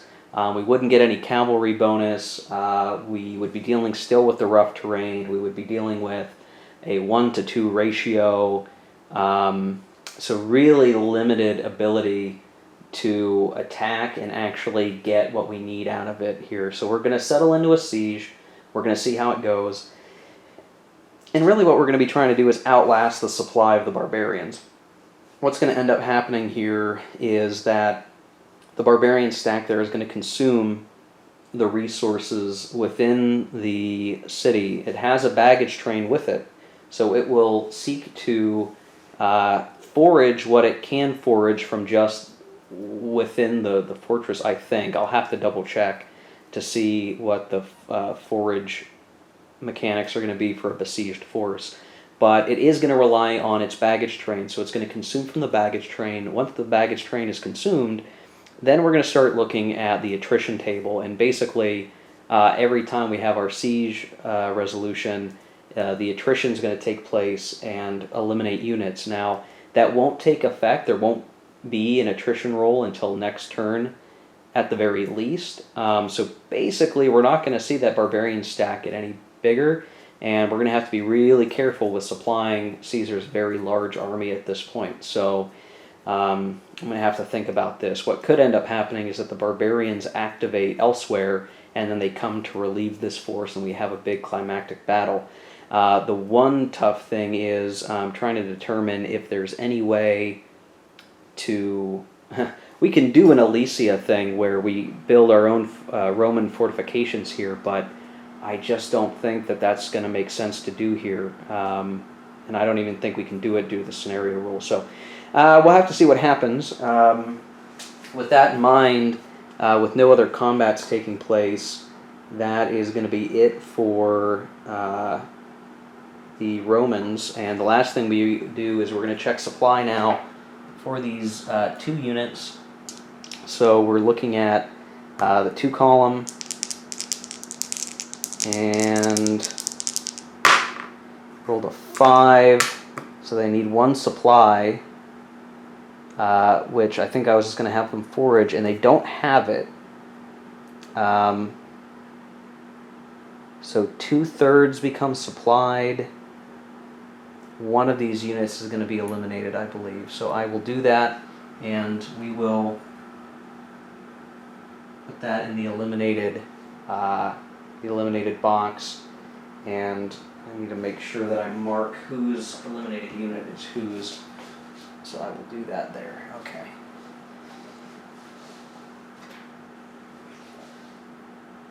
All right. So, with that complete, then we would go to the barbarians. Now they're going to look to activate. So, the stack that is besieged is now activated, and we'll have to do its supply check. But if I look here, we'll have to roll for everybody else. So, it is now that we're on turn 3, we will go ahead and roll for the northeast up there. 3 or less will activate them. So they are activated.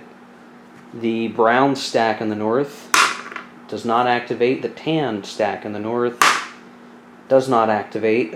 And then the final stack in the west, in Aquitania, activates. Okay, so there could be a relief force here that could take effect. So first, we're going to do the supply check for these guys. So they are in a fort. They have 3 Legion equivalent. So they've got to forage, because I don't believe they have a baggage train. Nope. So they will forage. Rolled a 3, so they need 1. They have it. A wild forest provides 1, so they're good to go. And I don't think I want to activate the besieged force for movement, so they will not have to check supply until the next segment. So well,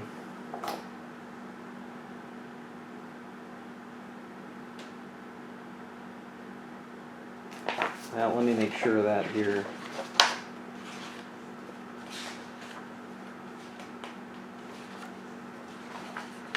What I'm wondering is if they need to have been supplied in the land movement to be able to take part in a relief force combat.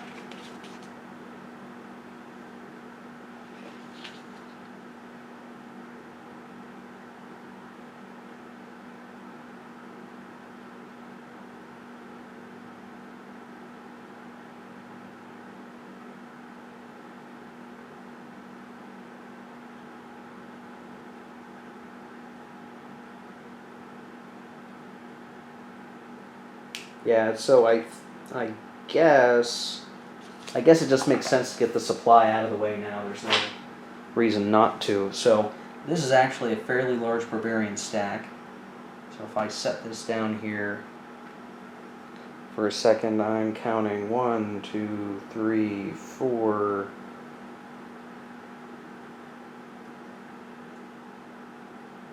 Give me a second here. 1, 2, 3, 4. 1, 2, 3, 4. 5 Legion equivalents are present here.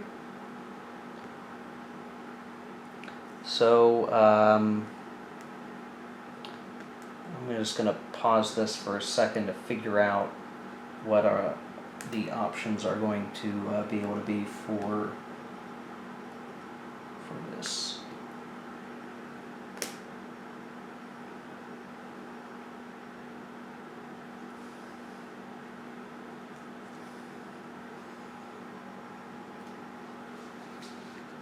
Okay, so I think the way that I read this is if they are forces that are besieged in a fort, they can only use the city value, or in this case a max fort value, for the foraging, which means that this being rough, so there's nothing in rough anyway, the most that this can forage is a 1 value.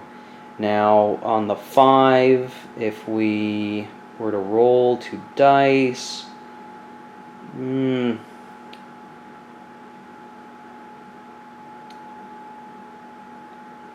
yeah, I think these guys are going to be able to hold out for a while. It's just weird that they can... I would think if they were within the city that they couldn't even use foraging inside the city.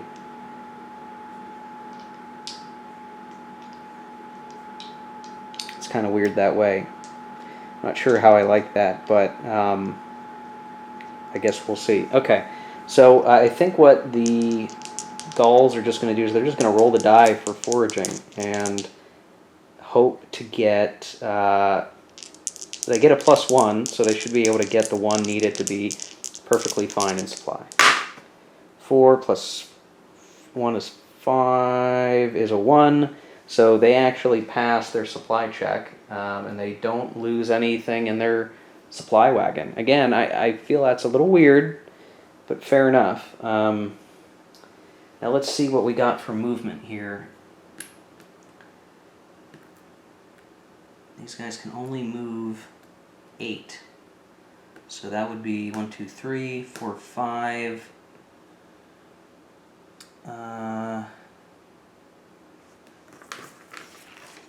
may not be able to get there, is what the problem is. 1, 2, 3, 4, 5. 8. They won't be able to get there. At least not this turn.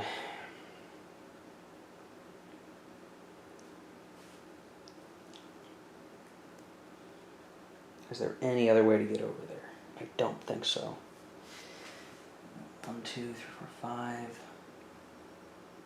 6, 7, 8. So these units will move instead to this fort there from the west. I might not have had that totally. So they move from here to here with the idea that next turn, now that they're activated, they'll have enough movement to attack Caesar's forces. So Caesar will have to decide if he can get down there, I guess. It feels like we're running out of time. There's only so many turns. We've still got a lot of the year left, but it's going to be tough to get this barbarian army to actually capitulate. We might have to assault, and I'm not sure what's going to happen here. So, in any case, so that was the barbarians' move.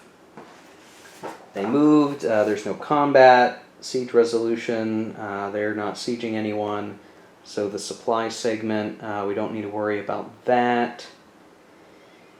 And okay, so we'll go on to the next turn. Here we are right at the beginning of the barbarian move. I kind of skipped ahead a little bit, so the Romans have activated. They've moved their forces all about. The baggage trains are with Caesar, besieging, and the other Roman forces have sort of moved through the woods where there's better supply foraging to kind of block the relieving army from coming. It could still try to make it there, but I think he could still make it, but he's likely to be intercepted.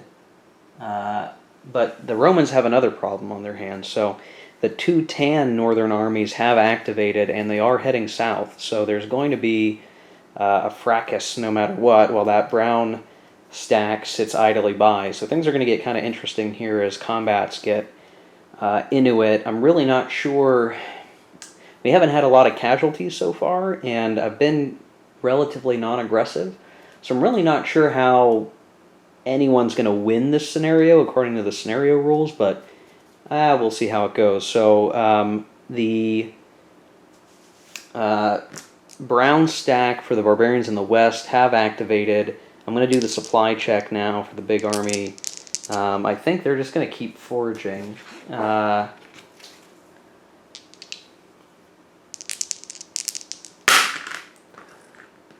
6. Yeah, they're still fine. I have to wonder if an army in a besieged fort like this or city should even get the 1 point for the city or fort on the foraging chart. Like maybe they shouldn't even get to forage at all and have to use their baggage train. I don't know. Simply don't know. But they're good to go. So it's like the siege is never going to end at this rate unless something else changes here. So let's see. I'll be back in a second. We'll see where that brown army goes. Okay, so the brown army tried to move into the forest there, and the +1 leader purple stack actually attempted to intercept. Now here the barbarians could actually choose to retreat before combat, I think, unless there are cavalry here. There are not.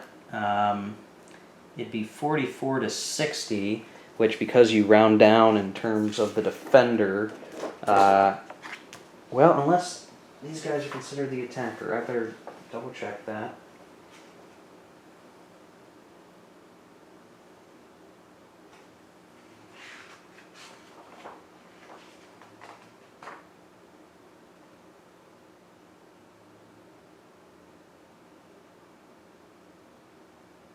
Successful intercepting force are the attackers. Okay, so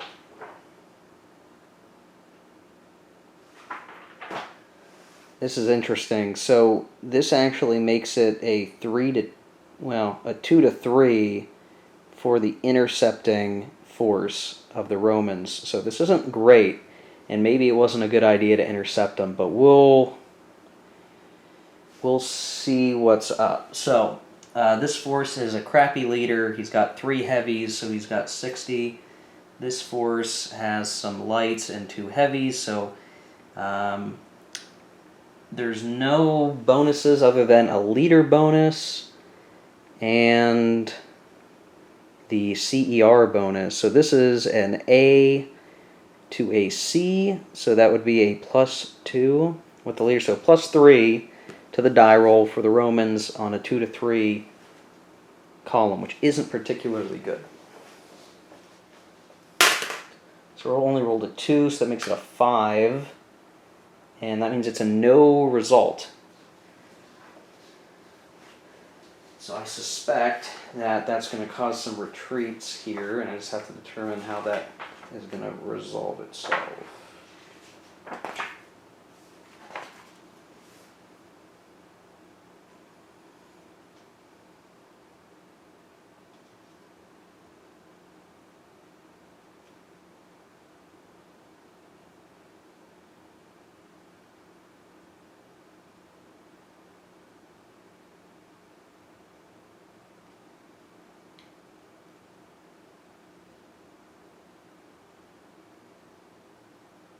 So it's unclear in a no result who the winner and loser is.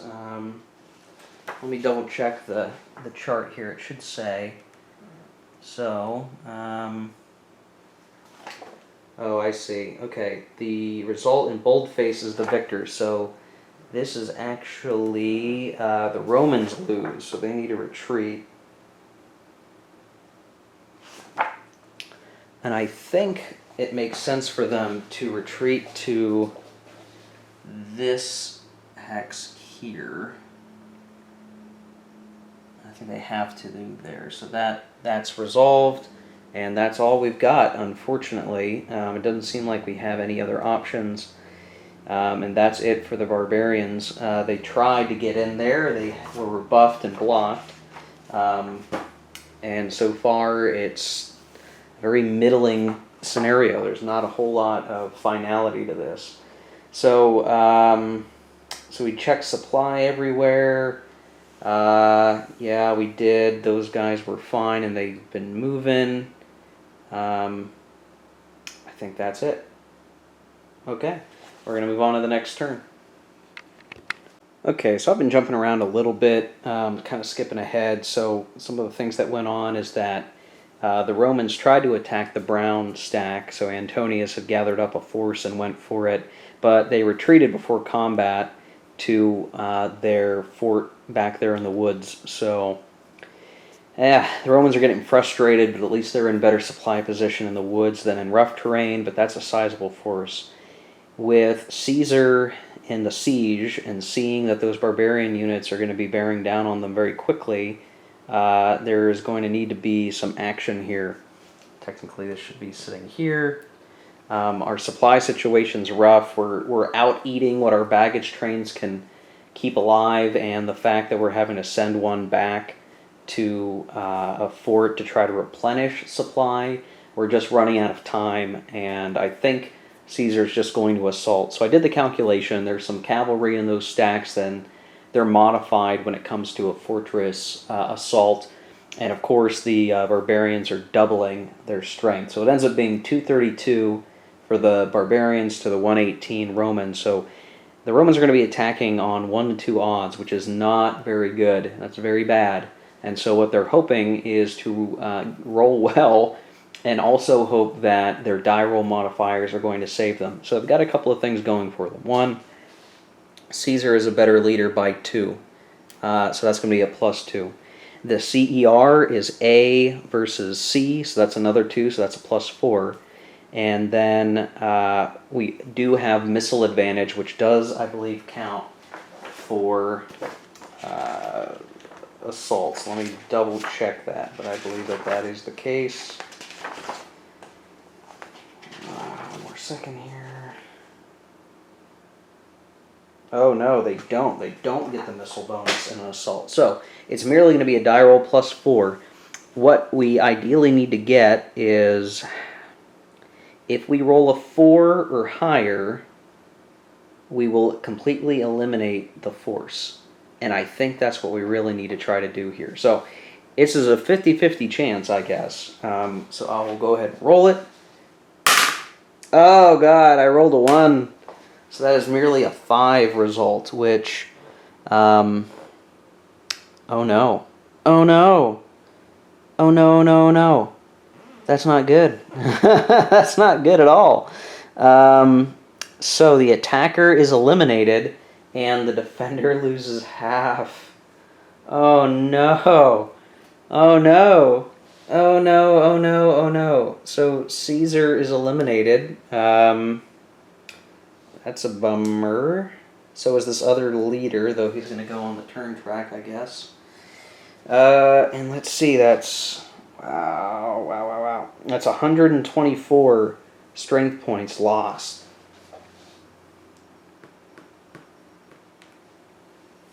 $124. Oh, man.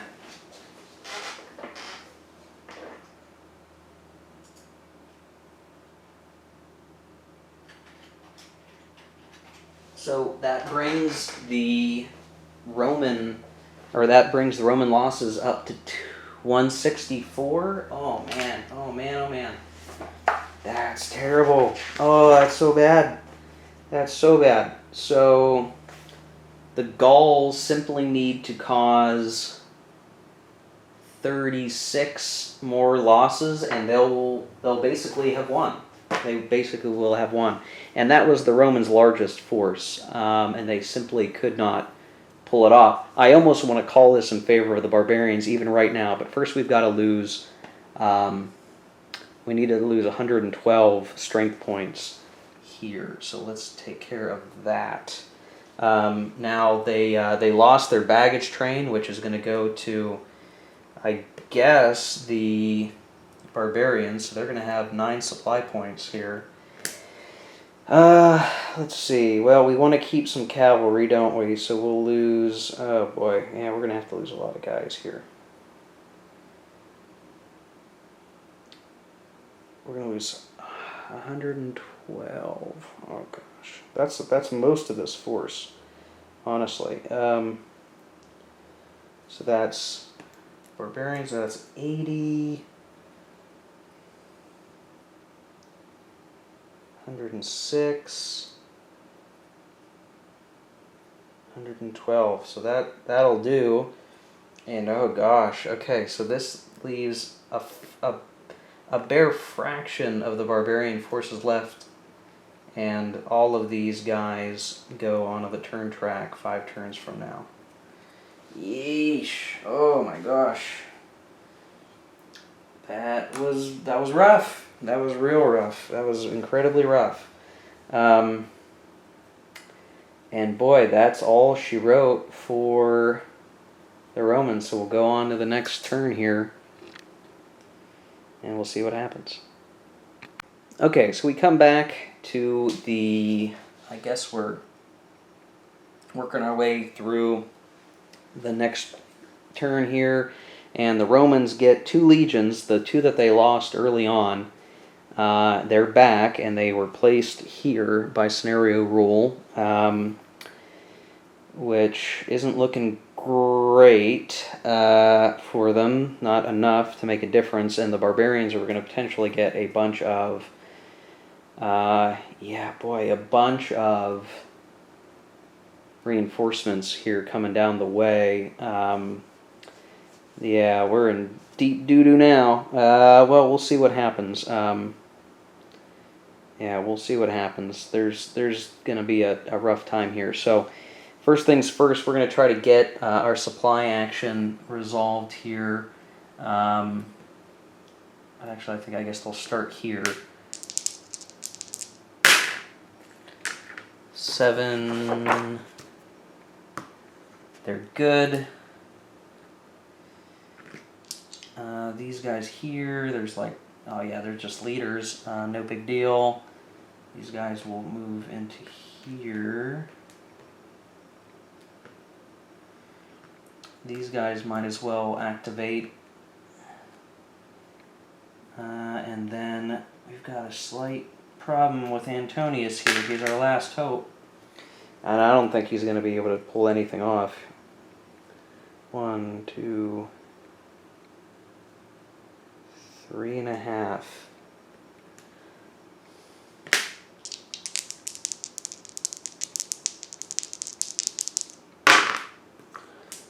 Eight is a 9. We need 1. We have it, so he's good. Alright, so what do the Romans do? Things are not looking good. I think Antonius needs to come over here and just assault right away and try to get those baggage trains back, because anything else is just not going to be enough. So we'll just take off the activation markers. These guys are just going to try to book it up north if they can. So yeah, that'll be enough to get them in here.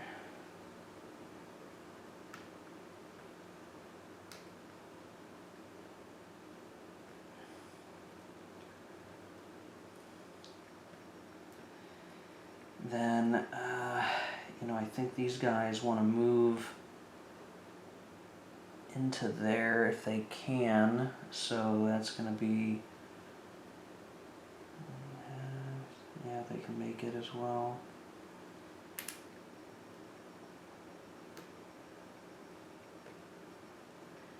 And yeah, Antonius is just going to have to do it. So 1, 2, 3, yeah, they're good to go.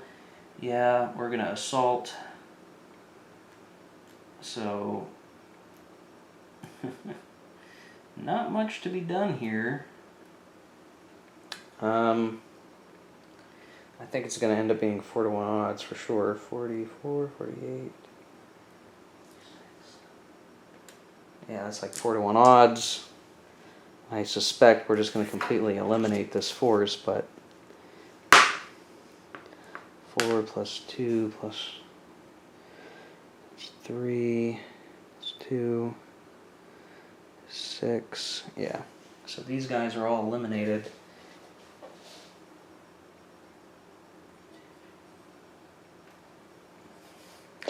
And Antonius takes the baggage trains and occupies the fort. Oops.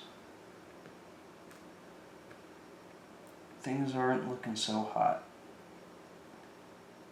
I mean, really, this is going to be game over, really, because there's nothing much more that can be done here other than the barbarians don't have a great supply situation, but I'm going to be kind of flying through this to see how the game resolves. So these guys are going to go ahead and check supply as the barbarians.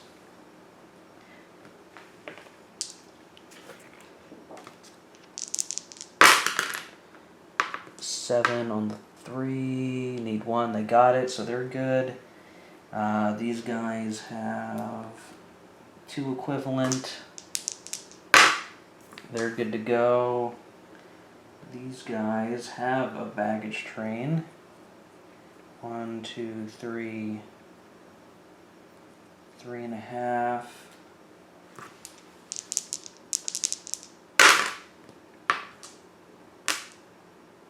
Yeah, they're good to go. And then this final one, they don't have a baggage train. Oh no, they do. They do have a baggage train. So 1, 2, 3, 4, 4.5.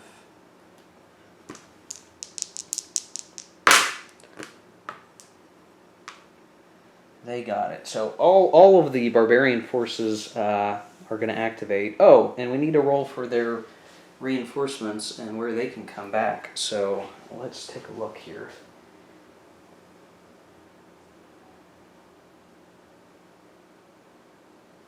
Units return to any hex not occupied by enemy units in Belgica, Lugdunensis, Aquitania, Germania Inferior. Okay, so these guys are going to pop up based on how well we roll. And we're going to need a 6 for each of them. It looks like I forgot about a baggage train somewhere, so there should have been an extra baggage train somewhere that we should have picked up by the Romans, so we'll just put here. My bad. Okay, that might have screwed up the whole game now, but we'll worry about it later. Cavalry, nope. Nope. Yes, okay, so that's going to come in. No, no, no, no. Okay, so out of the possible reinforcements, not much. We got 1 light unit, and I guess we get the 1 leader back. So we will put those guys. I guess here,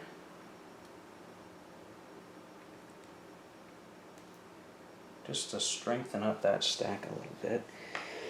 And with everybody able to move, I think it makes sense to just go whole hog. They just need to eliminate some units. So let's see, 1, 2, 3, 4, 5, 6. They don't have quite enough to get any farther, so they'll stop there. 1, 2, 3, 4, 5, 6, 7, 8. So I guess we'll do that.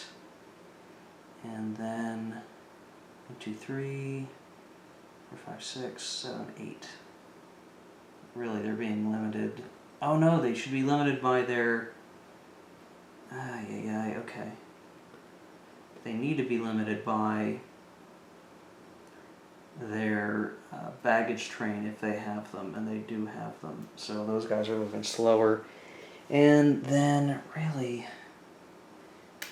if I try to look at the strength of Antonius' stack, 20, 40, 44, 48, 52, 56, 60.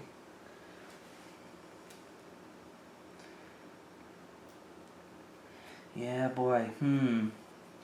I think what's going to happen is these guys are all going to come down here and destroy Antonius, and, I mean, that's going to be game, right? I mean, I don't think there's any other way to do this. Yeah.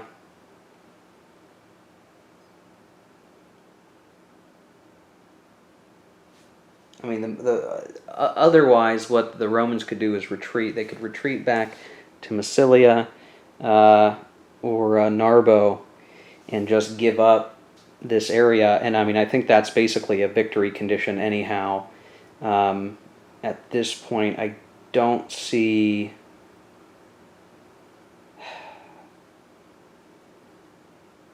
Yeah, I mean, this is basically a barbarian victory.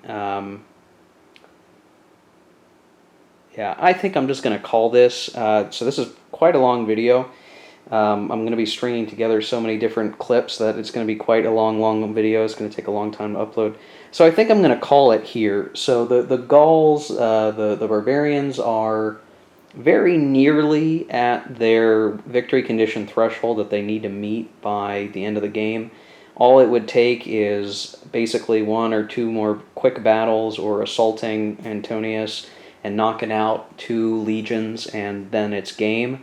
And the Romans are at such a deficit because they need to have 360 more casualties on the Gaul side, and the Gauls have really only taken 78.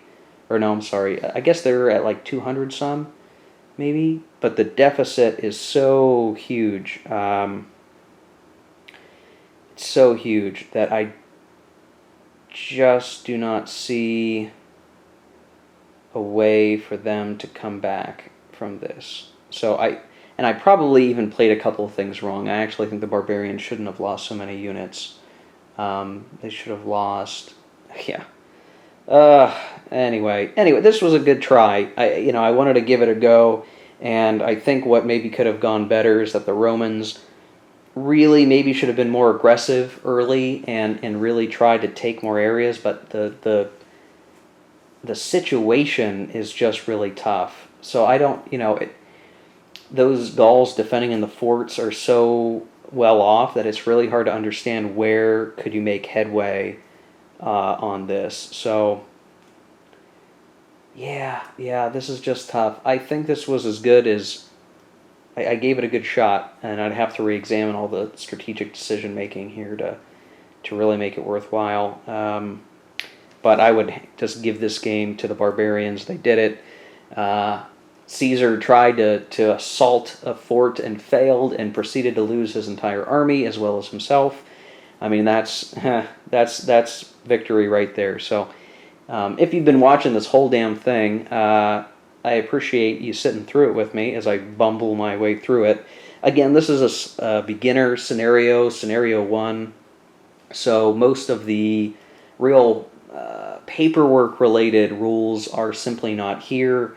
We're not worrying about tax values or anything like that, and this is simply a tutorial scenario really for maneuvering units and understanding supply constraints, which, I think this was a good scenario to show that. Obviously, I think what it's good for is helping you understand the supply model and, what is too big of a force to send out in the field without a baggage train, and what are your real areas of operation that you can support. I could have been a lot more aggressive in the north, I think, with that initial big stack. They didn't have a great leader, but I maybe should have tried doing a little bit more in terms of the assaults that could have gone a lot better. It's just really tough to say. If you moved around the leaders at the beginning and you put Caesar in the north like that and allowed Caesar to do some initial assaults, then maybe that could have worked out a lot better. It's tough to say. So anyway, thanks for watching. We'll try to get this uploaded. Sort of a weird video to try to do a session report on, because this game is kind of, I don't know, it's a little clunky and a little tough to run through, but we tried. So anyway, thanks for watching. Catch you later. Have a good day.